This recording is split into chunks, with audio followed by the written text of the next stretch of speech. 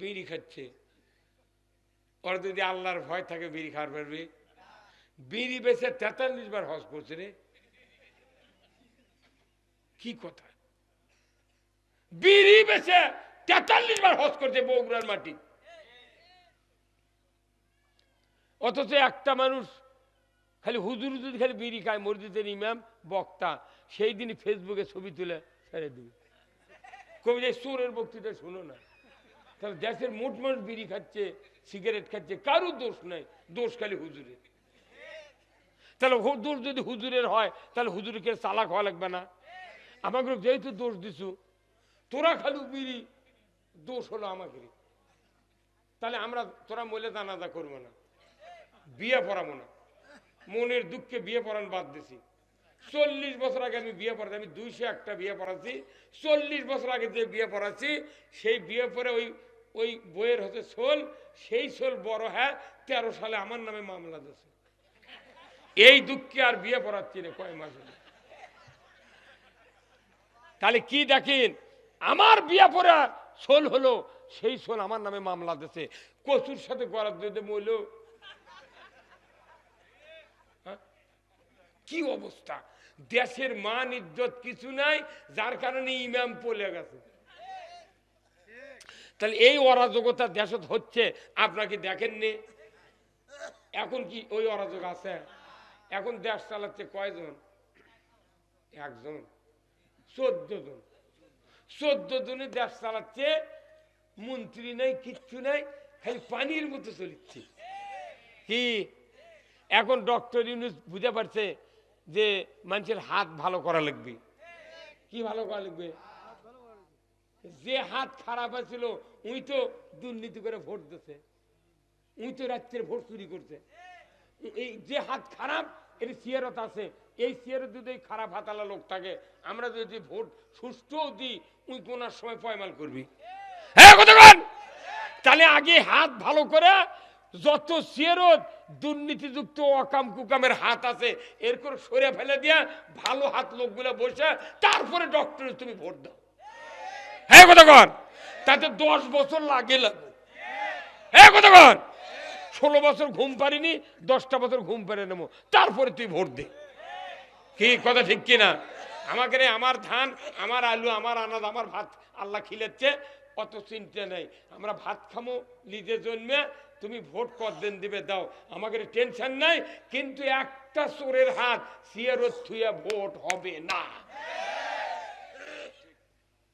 কি হ্যাঁ মরদে আছে রে বা। অনেকেই করছে দাড়ি টুপি যুগবা। এই দেশত নামাজের বক্তৃতা, রোজার বক্তৃতা, দাড়ি টুপি সব হয়ে গেছে, আর এগুলো বক্তৃতা নয়। এখন একটাই বক্তব্য, এ দেশে কোরআনের পার্লামেন্ট কায়েম করতে হবে। সব ওষুধের বড় ওষুধ কোরআনের রাজত্ব।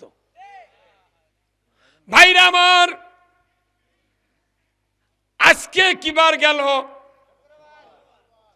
আজকে জুমার নামাজ কারা কারা পড়ছেন হাত তোলেন। যাই জাননি তাইদের হাত তুলবেন না। একজন ধরা পড়ছে, মরদে আছে, নামান হাত। যত লোক মসজিদে গেছেন, আপনাদের বসে থুয়া ইমাম সাহেব খুতবা তেলাওয়াত করছেন, কথা ঠিক কিনা? খুতবার প্রথম বক্তব্য দিয়েছেন, খয়রুল কুরুনি কারনি সুম্মাল্লাযিনা ইয়ালুনাহুম সুম্মাল্লাযিনা ইয়ালুনাহুম।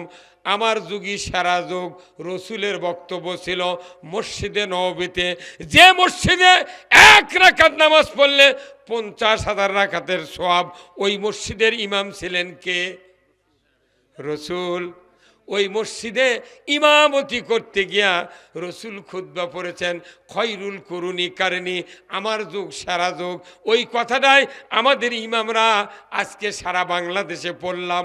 এই বক্তৃতা ওই কথাটাই আমরা রিপিট করি প্রতি শুক্রবারে, খয়রুল কুরুনি কারনি সুম্মাল্লাযিনা ইয়ালুনাহুম সুম্মাল্লাযিনা ইয়ালুনাহুম। বলুন তো, রসুল যে বক্তব্য দিয়েছে ওই বক্তব্য আমাদের ইমামরা দেই, কিন্তু কোনো মুক্তাদি দাঁড়িয়া ওই বক্তৃতার প্রতিবাদ করে না। মুসল্লির বলা লাগবে হুজুর নবী বলছে এই কথা যে আমার যুগ সেরা যুগ, তা আপনি যে বড় বড় চাপা মেরে খুদ্া দিচ্ছেন, আপনার যুগ কি সেরা যুগ? আপনার যুগ কি সোনার যুগ? নবীর কথা আপনার কয়া লাভ কি? তখন তো ইমাম কবি না এটা সেরা যুগ লয়, এটি সব আছে অকাম কুকাম, সুদ গুড় জানা ব্যবসার চুরি চামারি হুন্ডা চুরি গরু চুরি পানি চুরি সব আছে, কথা ঠিক কিনা? তাহলে এটা তো সোনার যুগ না। তাহলে সোনার যুগ যদি আপনি রসুলের দা বিশ্বাস করেন, তাহলে কি দিয়া রসুল আইয়ামে জাহিলিয়াতে সোনার যুগ কায়েম করলো, ওই বক্তব্য মসজিদে আপনাকে দিতে হবে।